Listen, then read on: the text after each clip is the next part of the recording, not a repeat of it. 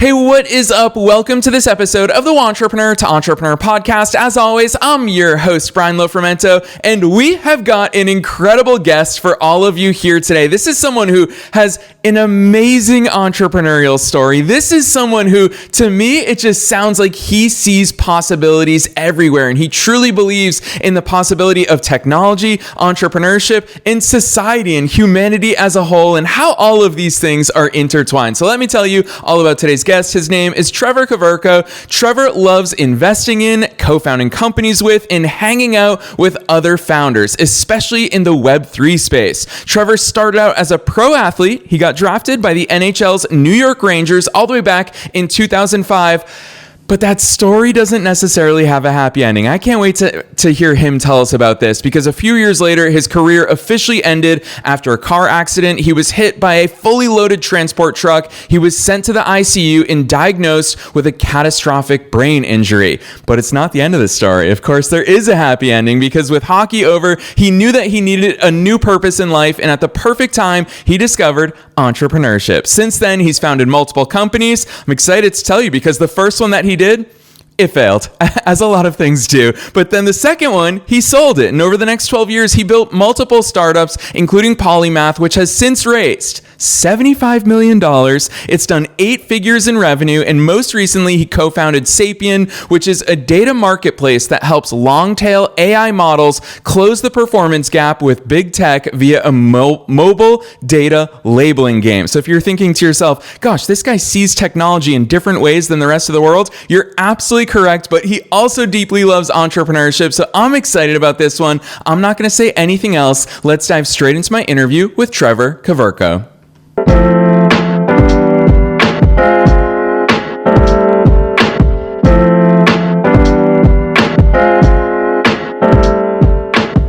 All right, Trevor, I'm so excited that you're here with us today. First things first, welcome to the show.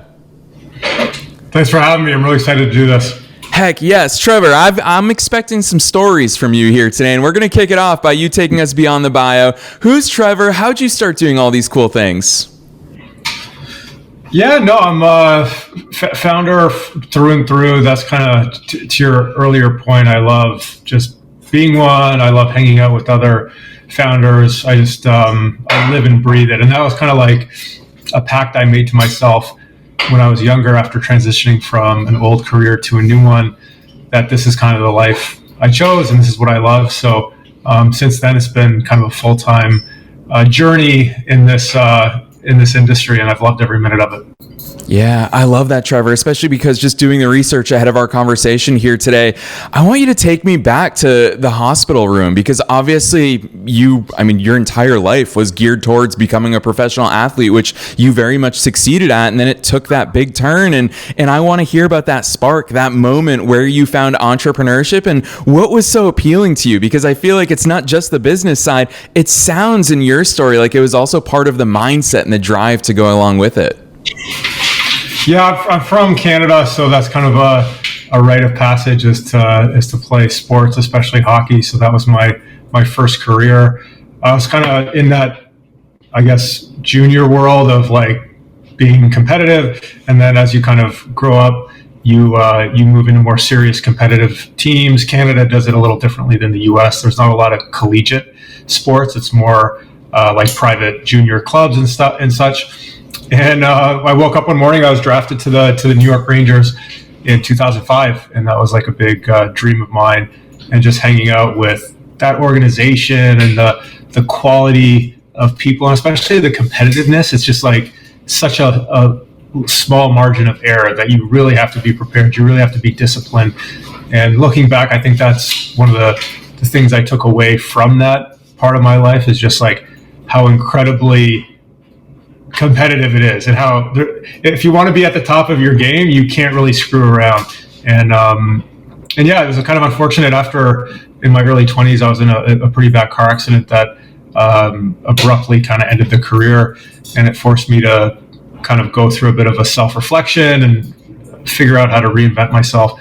But luckily, because I was young, there was still some time to do that. I think there's always time to do that, but for me, it was especially natural because I always, like new challenges and trying new things. And I was lucky that the recovery was very positive. It was kind of unclear at the diagnosis. I was in pretty rough shape. I was actually paralyzed on the left side of my body because it was a diffuse brain injury, but kind of concentrated to the right side. So it created all these handicaps. But again, I just got really blessed and lucky to recover well from it, and just tried to seize every day from there on in, and realizing how precious life is.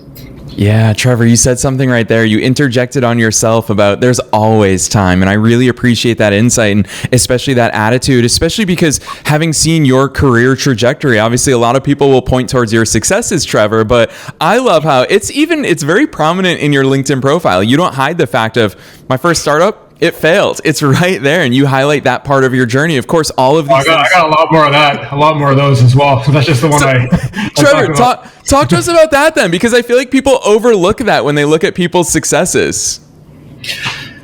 Yeah, I think the one thing that was really helpful for me was just kind of moving to Silicon Valley early, and above all else, I think that culture is okay with failure, and it's really not a big deal, and it takes a lot of the risk away from trying. And that's kind of the approach I had early on, was just like, I'm trying to do this for the long run, and even though it is tough getting started when you don't have a network and you don't have a lot of experience, if you have that kind of mindset of growth and learning, success is just inevitable. So for me, it was just embracing that mindset. You don't have to be in California to do it. I think you should be. I recommend a lot of people spend time there, especially in Silicon Valley. But just because like the networks are so important, and the surface area of luck is so much bigger when you're in an area where there's a lot of like-minded people that are ambitious. But yeah, for me, even when I wasn't there, I kind of again made that pact to myself that, this is what I'm going to do. This is who I am, and this is win, lose, or draw. This is the work I want to do every day. Yeah. Speaking of the work that you want to do, obviously, Trevor, so much of your professional career has been within the tech space. And a lot of people might think to themselves, all right, NHL to the tech world. What is that link? What was it about the tech space that's what drew you in? Was it something that was an intentional decision of yours, or was it, I love how you say the surface area of luck. That's such a cool way to phrase it. Was it just your surroundings? I'd love to hear why you went in that direction. Yeah, it wasn't anything fancy. It was, I don't know what I want to do next. And I actually went back to school briefly and was going down a certain career path that was more traditional and a little more like 9 to 5. And it didn't appeal to me at all. And it was just kind of like, I didn't fit in. It just, I think that's a healthy career as well. Like I don't look down on that lifestyle or career choice, but for me, I just know it didn't align with my kind of goals and my personality. So I had no choice. I was like, if I'm not gonna get a real job, I got to go and be an entrepreneur or be a wantrepreneur, I should say. And I was definitely in the wantrepreneur side because I had no idea what that meant, and I kind of believed all the TV shows. It was like glamorous and it was fun and it was just like instant success and IPOs and stuff like that. But it was definitely a reality check because there actually wasn't a lot of crossover from an athletic world to a entrepreneurship world. I think I've appreciated more of the lessons I learned as I've gotten older from that first part, but a lot of it is brand new, and like, going to the gym every day, other than having the discipline, it's not really going to help you build a product that people want and get customers. So a lot of it was just a fresh blank slate of learning a new skill. And entrepreneurship, I do believe, is a skill that you can learn. It's not something that you're necessarily born with inherently. Yes, I love that. Trevor, I love the fact that you called out it's the not so glamorous side. When I tell people I have a business podcast, everyone immediately asks me the same question. Oh, do you like Shark Tank? And that's what everyone thinks entrepreneurship is like. It's just Shark Tank. People pitch, someone says, here's a few $1 million, go build it. But of course, that's not the reality. Thinking back, I would imagine, I'll contradict one part of what you said, because being a professional athlete, to me, the biggest crossover is facing adversity. And obviously you faced it not just with regards to how your career ended, but also along the way, all those tough nights, the nights that you had tryouts, the nights that you were waiting for someone to pick you for a team. I'm sure draft night was a very exhilarating time for you and your family. So you faced that adversity along the way, same adversity as when a business doesn't work out or when a product doesn't work out. What's your attitude? Take us into those very moments, because that's what ultimately makes or breaks people in this world. Yeah, I actually, the draft night was kind of funny. I actually didn't watch it with my parents or anything. It was the GM just called me. I didn't even think I was going to get drafted. And and then I was like, oh, cool. I guess I'm on the path to being a New York Ranger. But no, to your point, the thing you brought up, adversity, I should have said that. That is a huge skill to learn, is to fail and be okay with it, and to not really care about adversity, or to care about it in a positive way is absolutely paramount. Another one for me was just the bias for action. I think I lack present tense, a lot of skills that a lot of my peers have. But I would just take action more than anyone. I would just go and jump off the cliff and build a plane on the way down. And I think that's, looking back, like, I kind of had a bit of imposter syndrome to a lot of other really smart people in Silicon Valley who had like really prestigious engineering degrees and deep networks. But over time, I realized like all that doesn't compare to having a bias for action when you're getting started, and also a way to deal with adversity. You see a lot of kids these days where they, went to a fancy school and they've kind of always succeeded and never failed in their life. And then when they go to their first investor pitch and they get rejected, or they go to recruit their first executive and they get rejected, they can't really internalize it and fail forward quickly. So definitely appreciate your comments there, that those skills that partly were learned in the professional sports world did definitely apply. Yeah, Trevor, I want to go a little bit deeper into a very important point that you just made, which is your bias towards action, because I love that. I think it's something that we all need to embrace. It's probably something I wish we all learned even more as children, about imperfect action. It's something that when I was reading about your VR project that you founded all the way back in 2014, it's within the realm of VR, and you especially, you write it right on your LinkedIn. We eventually helped sell a penthouse despite the product being suboptimal. To me, that's something I love, Trevor, is that imperfect action. You didn't wait for things to be perfect. Talk to me about that, because of course it goes along with your bias towards action, but it just seems like that's been your mindset along the way. As tech changes, you've continued to change and experiment as well. Yeah, there's a big lesson there of there's a famous phrase in Silicon Valley, which is, if you're proud of your product, it means you launched too late. And it's 100% true. If you're in the tech world, it's all about building something quickly, putting something together, and then experimenting both new features and also the target market that you're going after. And I think that's under the umbrella of a bias for action, which is not just being in a self-imposed research prison for a year before you launch something. It's like being fearless, getting it out in front of people, getting ready to get rejected. You have to. If you're not getting rejected, you're not doing it right. And again, like back to the things that I think helped me in the past, was just like, I'm used to that. I'm used to like not making the team. And even if you're on the team, not getting the best, power play position, or not getting the all-star game, like you just kind of get used to failing, and then how you respond to that, because no one's going to be, very few people are going to be on all those things right away. They have to like work their way to that and earn it. And I think another point of that is a team focus, was how you cannot build this stuff on your own. No one can. Steve Jobs couldn't. Mark Zuckerberg couldn't. You need other people that have a common vision to join the team. And you can't build a lifestyle business by yourself. And I think AI tools are actually making it possible to build relatively big companies by yourself. But like having the support of people who are not like you, who have different skills than you, who are complementary to you, is table stakes. If you don't have that mindset of like recruiting a good team and working together, then you're just not going to reach the same heights that you would otherwise.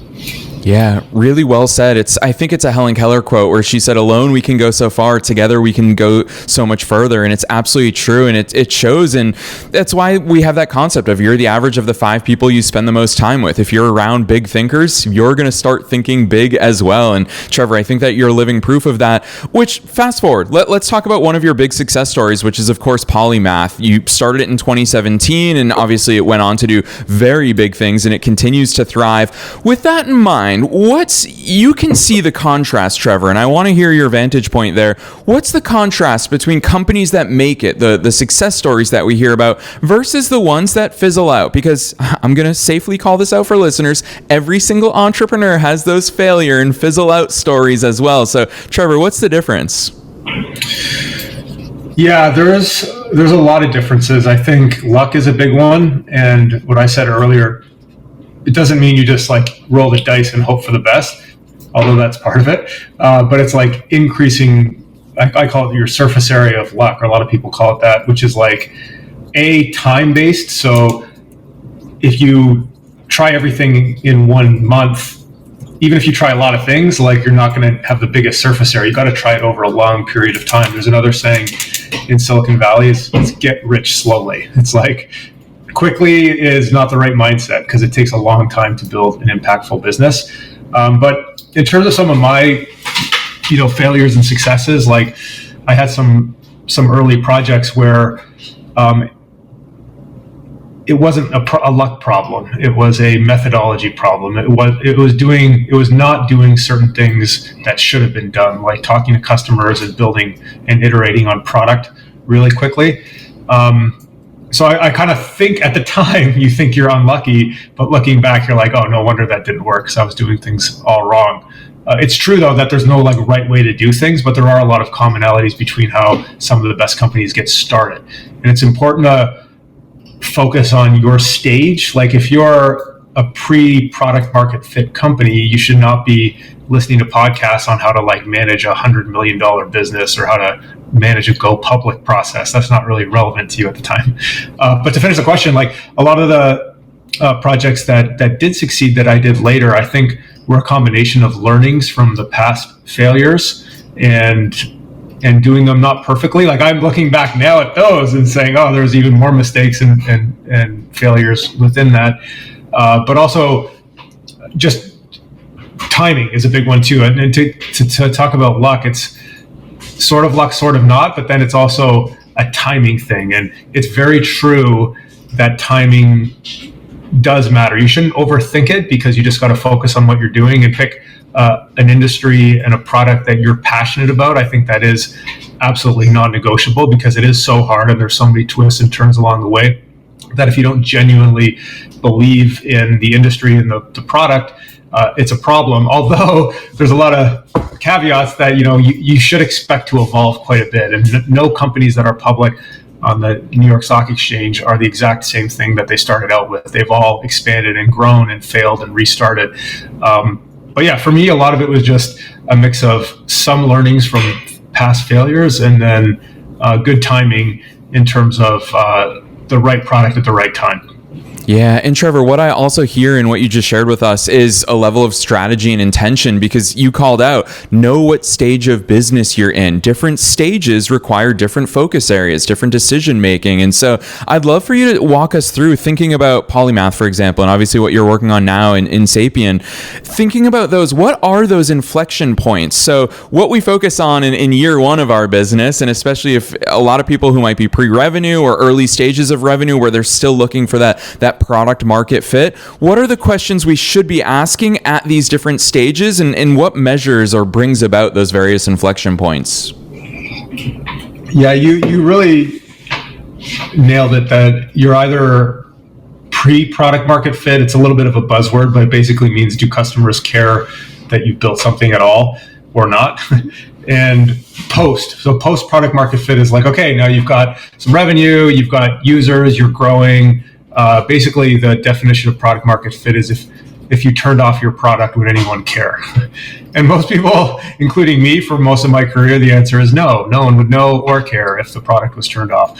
And so if you don't have that luxury of having a product that people want and people care about, then you should be obsessed with nothing except achieving that. And what does that mean? It means talking to more of your customers, learning from them, listening to them. Do not think you're Steve Jobs and you can just like manifest something into existence that blows up, because that's also a misnomer. He actually had a lot of, within those magical moments, there was a lot of failing that happened before that you don't see. But yeah, a lot of it is just like, can you achieve that product? And if you're doing stuff that doesn't help you get product market fit, like going to conferences, like recruiting advisors, like talking to investors nonstop, it's not the right use of your time. And what you do with your time is the only thing that you can control in a startup. And so you have to really be judicious about how you spend your time. And again, the answer, it's not really debated anymore. The answer is, if you're a tech company and you want to be like a venture scale, if you're ambitious and you want to go big,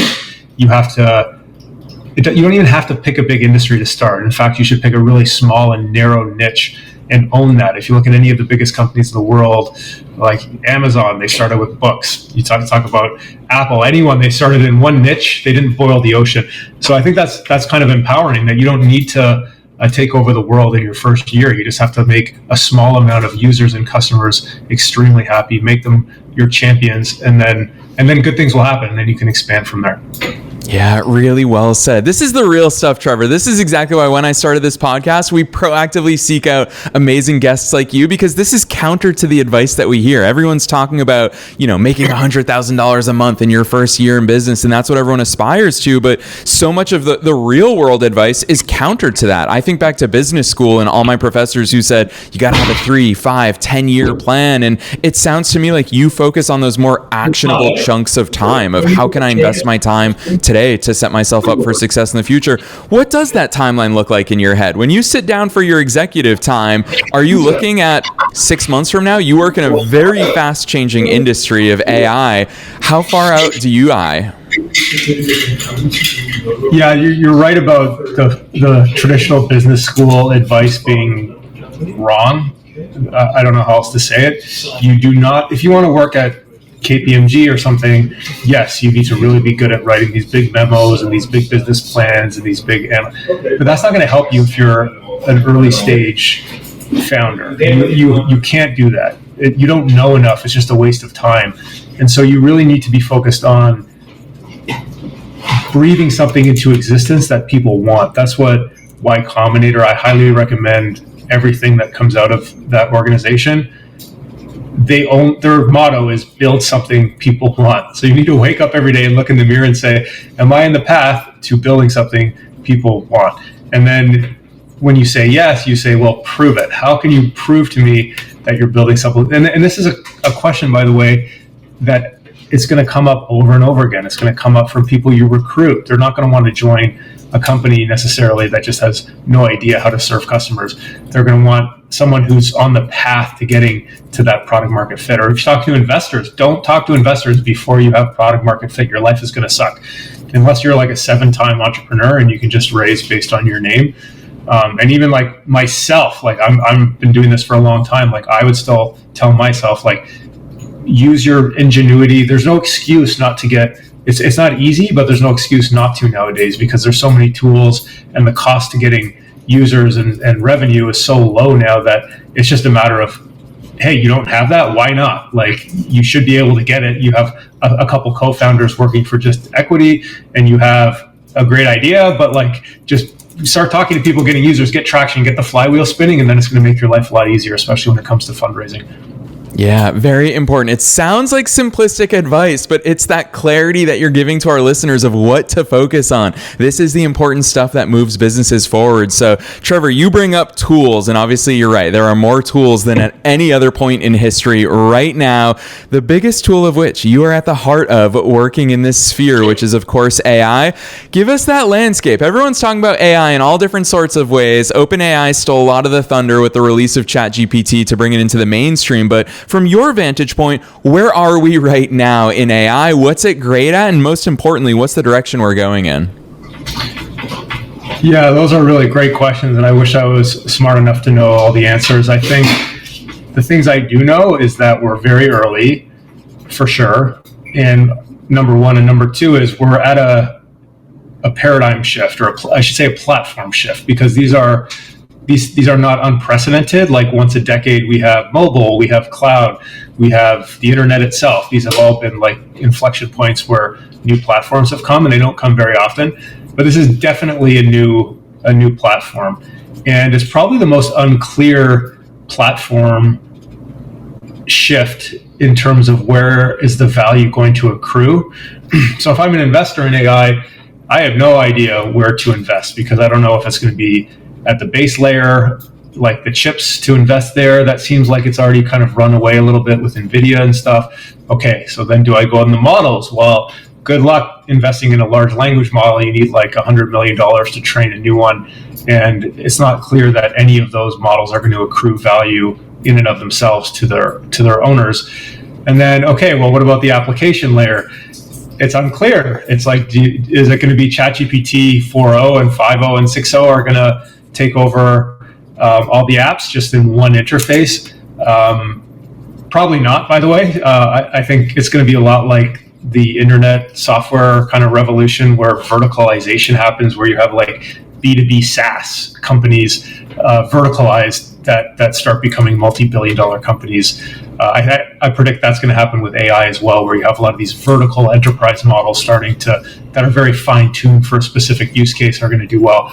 But yeah, that's kind of the kind of phase we're at, and I'm not trying to discourage anyone. In fact, I would say this is the perfect dynamic you want when you start a company. It's unclear, it's uncertain, it's the Wild West. You have a lot of things being sorted out. I wouldn't recommend you wait on the sidelines. I think you'd look back in 20 years and hit yourself. This happened to me when mobile came out. I'm old enough to be young enough to remember when that came out, and I didn't really do anything. I sat on the sidelines. I'm like, oh, I'll just wait, and I didn't really achieve anything in the early mobile wave. And now it's a lot harder, right? Because there's a lot of established mobile apps now that it's a bit tougher to break in. So I think we're in that early romantic period for AI, and it's actually never been easier to create an AI company. The cost of starting a startup has already been falling logarithmically, like insanely, over the last decade or two. But with AI, it's like a whole different level. Like you can pretend that you're a big company with just one person and a heck of a lot of AI tools helping you out. So it's just like the absolute perfect time. If you look at the capital coming in, there's more capital than there is quality projects. And there's never been more appetite for young people that don't have experience to like get a lot of traction and get a lot of users. Yeah, really well said. And actually, I don't think it's discouraging at all, the uncertainty that you just shared with us. I think that you opened up a world of possibilities and really important and big questions. So it's really cool to transparently hear the things that you're asking in the marketplace and you're asking of yourself and your businesses and your teams. With that in mind, yes, you don't have the answers, Trevor, but your actions do show that you have some beliefs as to where the market's going. So tell us about what you're doing with Sapien. I think it's so interesting. I haven't come across many companies in the similar realm of what it is that you're doing. So give us an overview there. Yeah, I always try to explain AI in three components. There's the data, the compute, and then the algorithms. It's a little more nuanced than that, but those are really the three big pillars of how AI breaks down in a architectural way, is the data, the compute, and the algorithm. So the compute side, we all know that's like, turning data centers into models that have been trained. There's like a well proven step to do that, and it's just a lot of expense, a lot of infrastructure, and it's not clear that that's where the value is going to accrue. Or I shouldn't say that, it's not clear that that's where the competitive advantage is going to be for a startup. So good luck competing with the big data centers, the hyperscalers, and NVIDIA at the chip. So that's a big point of it. The second is algorithms. So these are like the Transformer paper that came out that kind of sprang ChatGPT 1 into existence. Google authored that paper, but another startup used it because it was open to commercialize it before anyone. So those are the algorithms. But the third one is data, and that's to me the most exciting component, because it's pretty obvious to me that there is a competitive advantage for data. And if you have a data strategy where you can acquire proprietary data, or you can get access to data that no one else has, that you can have an advantage. So Sapien identified that early on. We're only about a year old, and we've got a lot of work to do still, but we've identified that component of AI. I kind of recommend other founders do that as well, where they don't just like pick one giant category. You kind of like zoom in at least 2 or 3 times to pick a vertical or a vertical within a vertical. And so if you look at AI data, so there's a lot of existing startups that do this, and there's also a big problem where there's just not enough new data happening. To give an example, ChatGPT 4.0 is trained on open internet data. So are all the major models. So like Gemini and Mistral and Anthropic, they're all trained on open internet data. And that seems like a lot. Like open internet data, it's like, holy crap, look at all the videos and audio that are freely available on the web and being created every millisecond. That seems nauseating how big that is. But it turns out it's actually not that big. It turns out these data centers and these chips can actually like mine or train on and access all of that data pretty quickly. And now we're out of data. So we call it in our industry a data wall, where these models are actually not getting better fast enough, not because there's not enough compute, but because there's not enough new data to train on.